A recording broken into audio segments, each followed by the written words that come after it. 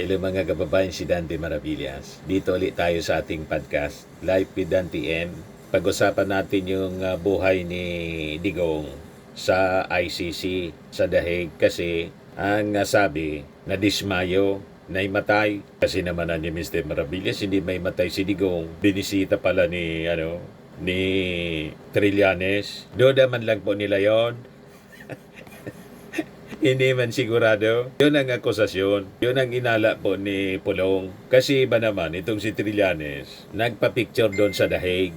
Yan o, si Trillanes. Ito yung post niya. Relax lang po. Nasa loob pa si Dots. Naghanap buhay lang ang abogado niya. Sabi ng abogado ni Digong, si Nicholas Kaufman, nagka-cranial and brain injury daw. Si Digong dahil sa pagkatumba, nag-collapse, naimatay. At sabi, dinala sa ospital. Doon man lang siguro sa loob. Yan ang sinasabi nila. Pero wala man pong confirmation na gano'n na kwento. Sila man lang ang nagkwento. Wala mang medical records or medical reports na pinapakita yung abogado kahit na po si Sarah. Di ba? O ngayon, sabi ni Pulong, si Trililing pala ang pinadala ng mga bangag para mag-welfare check kay PRRD. Nagtatanong siya, ibig sabihin, hindi man siya sigurado at malamang suspitsa lang niya mga kababayan. Hoping na sa kanyang pagsasalita, i-confirm ng gobyerno. Unang-una, ano man ang rason bakit ipadala po si Trillanes? Di niya, Mr. Maravillas, bakit nandun si Trillanes? Si Trillanes po ang tumutulong doon sa mga complainants. In fact, siya ang unang nag-file ng kaso. So, may interest si Trillanes. 2017 pa, mga kababayan, tinutulungan ni Trillanes ang mga complainants. And so, kung pumunta doon si Trillanes, malamang sa kanyang sariling desisyon niya. Pero yung duda, mga kababayan, ni Pulong, na si Trillanes yung pinadala ng ating Pangulo, yan ang ibig niya sabihin ni Bangag, si PBBM. Walang rason po na si Trillanes ipadala. Bakit naman si Trillanes ang ipapadala? Di ba? Ang report, embassy official. Hindi ba po official ng embassy si Trillanes? Tama po? But anyway, i-share ko sa inyo mga kababayan itong hinala ni Pulong. Hinala man yan lang ito mga kababayan. Pumalag sa welfare check, binatikos at tinawag na Trililing ni Davao City Representative Paulo Duterte ang umano'y pinadala ng gobyerno para mag-welfare check kay dating President Rodrigo Duterte sa Dahig, Netherlands. Walang direktang pinangalanan ang mambabatas kung sino ang tinutukoy niya, pero sinabi yan ni Representative Pulong kasunod ng pagbabahagi ng larawan ni dating Senador Antonio Trillanes habang nasa labas ng ICC Detention Facility nitong Sabado, September 27.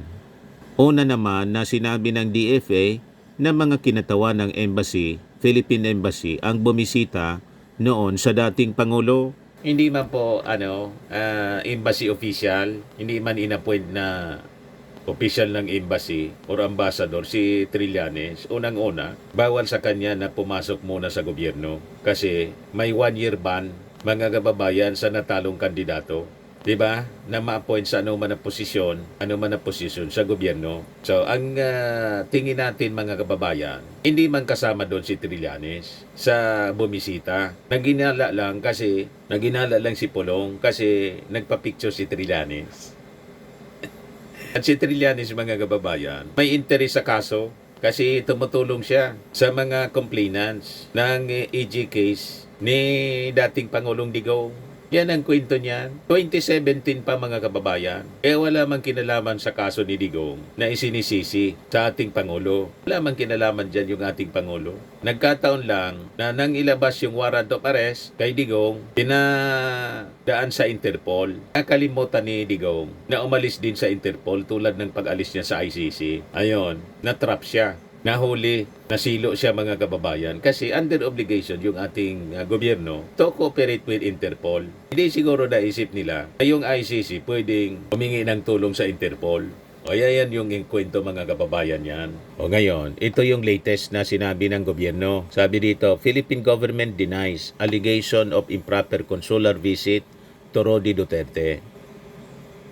So sabi dito sa balita ng Politico News, the Department of Foreign Affairs on Saturday defended its recent consular visit to detain former President Rodrigo Roa Duterte, describing the mission as professional, non-intrusive, and respectful, amid sharp criticism from Vice President Sara Duterte, who accused the government of placing her father's safety at risk. Kaya siguro nagkwento sila after na bumisita, nagkwento sila na nag-collapse si Digong kasi para iugnay nila doon sa consular visit ng Philippine Embassy kay Digong. Pinagdugtong-dugtong yung senaryo, yung kwento. Sabihin, kita mo na niya, trinidor si Digong ng mga consular officials, yung ibang mga DDS, baka niya nilason. Gagawin ba yon mga kababayan ng ating Philippine Embassy na lasunin yung dating Pangulo? Siyempre, mag-iimbestiga. Kaya nga, sabi ng mga observers, pwede naman nila na siguro request, duda sila kung paano yung pagtrato. May CCTV naman yon sa kulungan ni Digong. O di makikilala kung sino yung pumunta doon kasi recorded siya. Tanong ginawa, tama ba na professional and respectful? Atayaan ba yon mga kababayan ng ICC na nasa poder nila, yung akusado? Kaya sabi dito, sa statement na nirelease kahapon, the DFA said that its officials from the Philippine Embassy in The Hague conducted a visit in accordance with international norms and with the approval of the former president, who is currently under the custody of the International Criminal Court. Imagine, may approval pala. So ginusto, madaling sabi, ginusto ni Digong na mabisita din siya ng mga consular officials. Yan o. With the approval of the former president. As the ICC spokesperson clarified on September 24, the DFA quoted such visits, if any, are strictly conducted with approval or at the request of the person in detention. Yan o, malinaw. Ginawa yung pagbisita with the approval or at the request of the person in detention. So kung walang approval yung mismong detainee or pwede rin request niya, kung nag-request na mismo si Digong na mabisita din siya, ibig sabihin, approve niya kasi siya mismo yung nag-request. Or pwede din yung yung consular yung nag-request para makita kung totoo yung mga pinagsasabi ng kanyang abogado na si Digong unfit for trial kasi may amnesia na. Kasi nagkikwento man lang po si Kaufman. Alangan man siya lang ang pakinggan yung kwento, hindi i-check. Alam naman natin na mga sinungaling sila. So chinek ng mag-request ng visit, welfare check, yung consular office natin, inapprove naman po ni Digong. So pwedeng ganon ang nangyari kasi hindi man pwede na pumunta doon without the approval or request ng detainee. Yan ang malinaw sa rules. Hindi na siguro mga kababayan pinaalam kay kay Attorney Kaufman or kay Sara Duterte. Kaya galit na galit si Sara kasi wala daw approval. Hindi man requirements yung approval nila. Ang kailangan yung approval ng detainee, hindi ng family. O di ba? Mga kababayan, malinaw. So sabi dito, the DFA emphasized that the visit was undertaken by career consular officials in not as alleged by the Vice President, by operatives acting on behalf of the Marcos administration. The controversy erupted after Vice President Duterte issued a strongly worded statement on September 24 claiming that embassy officials entered the ICC detention facility under false pretenses and carried out an unauthorized interview with a former president who faces charges of crimes against humanity stemming from his administration's bloody war on drugs. Paano naging unauthorized? Hindi man pwedeng unauthorized yung interview. Ang ibig sabihin nyo, nakapasok yung consular officials, inapprove ng ICC. So, authorized by ICC. Kasi nasa custody ng ICC si Digong. Hindi man kailangan yung authority galing sa pamilya ni Sara or kay Attorney Kaufman. Ang may authority po, yung may custody. Tama ba? Kung sino yung dapat papasukin nila o hindi. Yan ang totoo niyan. Ito yung aligasyon ni Sara Duterte. Sabi niya, even the most basic care for the complaint of an ingrown toenail easily treatable cannot be done swiftly. Yung ingrown toenail po, yung namaga yung ano niya, yung kuko sa paa. Yan ang ibig sabihin niyan. Kasi siguro yung kuko, mali yung tubo. Kasi wala na siya doon mga kababayan na naglilinis ng paa. Yung kuko, yun ang nga bang buhay niya na kinasanayan ay naglilinis ng ng kuko, manicure, pedicure. Ngayon wala na po siyang taga manicure, pedicure. Yan ang reklamo ni Sara Duterte. Namaga yung kuko. Hindi daw magawa. Easily treatable, cannot be done swiftly, sabi ni Sara. Kaya tinawag niyang inhumane. Inhumane daw yung kondisyon ng dating Pangulo. Paano naging inhumane? Na kumpleto po ng facilities doon. Hindi tulad ng mga detention cell dito sa Pilipinas. Malayo yung detention cell ni Laila de Lima na pinakulong ni Digong. O diba? At saka yung mga biktima ng EJK nasa ilalim ng lupa na. Diba? Pero si Digong buhay na buhay pa. Accorded due process. Kaya sagot ni ni Attorney Cristina Conti sa reklamo ni Sara, if you have ingrown toenails, anya, Google says, soak feet in warm water with soap or apple cider vinegar. Yun man lang niya. Sabi dito sa balita ng News 5, sinabi ni Conte na tanging mga healthcare provider na nangangalaga sa mga suspect na nasa custody ng ICC ang maaring mag-disclose ng kanilang kondisyon dahil sa mga striktong batas ng Netherlands hinggil sa medical confidentiality. Know that fake news and disinformation can backfire on your cause. Don't be the hammer that drives the nail home or closes the door shut. Dagdag pa ni Attorney Conti sa kanyang post sa social media. Ayan, lang natin silang dumaldal. Kasi itong mga pinagdadaldan ng kampo nila kasama yung abogado, malamang lalong magdidiin kay Digong. Imbis pagbigyan po yung interim release, hindi. Kasi napakasinungalingan niya. Kung ano-ano ang pinagsasabi. Nagtatay-tay ng kwento. Malamang niya, pag pinagbigyan natin, gagawa ng rason yan para hindi na bumalik sa ICC para sa trial. Huwag mo nang advise Attorney Conti, ang mga gagawin niya. Malas sila sa buhay nila. Sabi ni Mer na grass paril. Sanay kasi yan sa buhay na konting kibot may alalay. Buhay hari at rayna ng mga api. Sabi ni May Kosyo, para saan yung mayat mayang travel na yan? Kung ingrown lang, di pa personal na makita at nang masolusyonan, need talaga isisi sa ICC. Kailangan daw ng kasi matanda na, sabi ni Sara. Kailangan ng 24-hour caregiver. Di mag-volunteer siya. Anyway, lagi man siyang nandun at umiikot sa iba-ibang parte ng mundo para ikampanya yung bring him home. So doon na lang siya mag-stay, mag-resign na siya as Vice President para matutukan niya yung pag-aalaga sa kanyang tatay.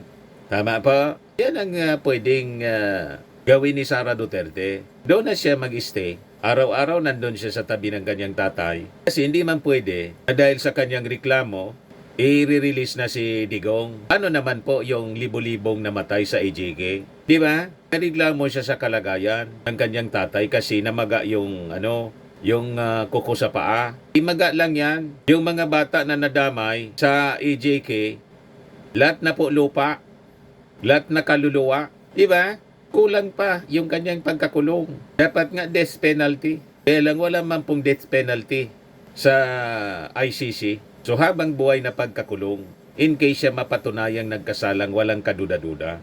Yan sabi ni Butuyan, Rody Duterte faces 10 years to life in jail if convicted. ICC accredited lawyer Joel Butuyan said former President Duterte faces no less than 10 years to life imprisonment pag siya ay na-convict. And even one of the 3 cases recommended by the Office of the Prosecutor. 3 counts po. So sa first count pa lang po, 10 years to life. So kung 3 counts siya mako-convict, 3 times na life sentence. Ibig sabihin, patay na siya, tagal na siyang patay, hindi pa tapos yung kanyang sentensya. Yan ang ibig sabihin nun. Alalahanin natin po, mga kababayan, itong mga kaso niya, hindi man ito sana pinail yung kaso sa kanya. Kung hindi niya ginawa yung kill. So ito, ginusto niya to. Proud pa nga siya, mga kababayan. Walang remorse. At ang sabi niya, yung former president ba ay willing na mag-cooperate sa investigation sa ICC? Kaugnay dito? ICC, ma'am. I'm asking the ICC to hurry up, and if possible, they can come here and start the investigation tomorrow. This issue has been left hanging for so many years. Matagal, ma'am, baka mamatay na ako, hindi na nila ako maimbestiga. So I'm asking the ICC through you na pagpunta na sila dito bukas, umpisahan na nila ang investigation. And if I am found guilty, I will go to prison and rot there for all time. wish granted po. Kaya walang rason na pagbigyan po yung interim release. Mismong ang nagsabi, si Digong, handa siyang mabulok. So hindi man siya pwede na mabulok doon sa kung hindi matutuloy ang trial. Dapat matuloy ang trial para kung wala siyang kasalanan, di permanent hindi interim release, permanent na release sa detention cell. Pero kung halimbawa napatunayan siya na nagkasala sa 3 counts na kaso, murder, crimes against humanity, handa naman po siyang mabulok doon. Pero namaga lang yung kuko sa paa, reklamo na agad si Sara Duterte. Bakit hindi mo itanong sa tatay ninyo kung talagang may reklamo siya? Kasi sa statement niya, handa siyang mabulok. Mas matindi yung mabulok sa kulungan kaysa maga na paa. Maga na kuko sa paa. Di ba? Yes, sabi po ni ICC spokesperson Fadi Abdallah, yung ICC niya is a judicial institution and it's not a political institution. And as a judicial institution, there are independent and impartial judges elected by 125 states parties. These judges will only deliver justice. They don't take any political considerations into account when they are deliberating about important judicial matters. Kaya malabo na halimbawa pinagbigyan ng ICC yung consular visit, mali na iakusa yung ICC na na-impluwensya ni Bangag. Ha? Pinagbigyan si Bangag dahil sa politika. Walang ganun po. Kaya nga po, yung resolusyon ni Bato at ni Bongo para sa Bring Him Home, malabo man po yun. Gusto ninyo, mag-file kayo ng resolution, hindi address dito sa Philippine government. Bakit hindi ninyo idirekta yung resolution, isubmit ninyo sa ICC judges? Kung pagbigyan yung po ninyo, request ninyo through that Senate resolution, di mabuti. Ang gusto ninyo, ipadaan pa sa Philippine government, yung Philippine government na laging pinagmumura ng mga DDS na bangag. Bakit kayo tutulungan ng bangag na gobyerno? Di parang sinabi ninyo na ang gobyernong bangag pwede pala mag-isip ng matino na papabor sa inyong posisyon. Kasi pag pabor sa inyong posisyon, matino. Pag hindi pabor sa inyong posisyon, bangag.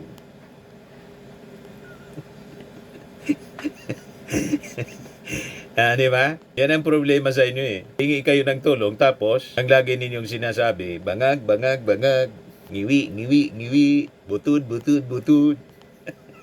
Masyado kayong abusado. Pinagsalitaan na ninyo ng lahat ng mga hindi makain ng baboy. Hindi makain ng aso na mga salita. Pagkatapos, magre-request kayo through a resolution na tulungan si Digong na makabalik dito. Walang impluwensya ang ating gobyerno sa mga judges. Ito malinaw. Makakalabas doon si Digong. Pag napatunayan niya Hindi siya nagkasala. Kaya kailangan talaga may trial. O ngayon, yung interim release, sabi naman ng ating gobyerno, sabi ng palasyo, irerespeto kung pagbibigyan kayo. Pero mali yung sinabi ni Kaufman, na sinabi ng gobyerno na hindi oppose. Biglang twinis ni Kaufman yung statement ni Yossi Castro. Di ba? Anyway, yan man lang po mga kababayan. Itong ating podcast atid sa inyo nitong napakagandang product mula sa sa Australia. I am worldwide amazing pure organic barley powdered drink mix from Australia. Yung gusto na negosyo nito o mag-try, mag-message na lang po kayo sa akin o sa aking anak Chris Maravillas. Kanina yung dealer namin sa Australia, si Sir Denver, pumunta pa rito, umuwi. Taga Sorsogon siya para bumili ng stocks at nagpa-picture sa atin. Di ba? Yan, sa Australia yan. Naubos ka agad yung stocks niya.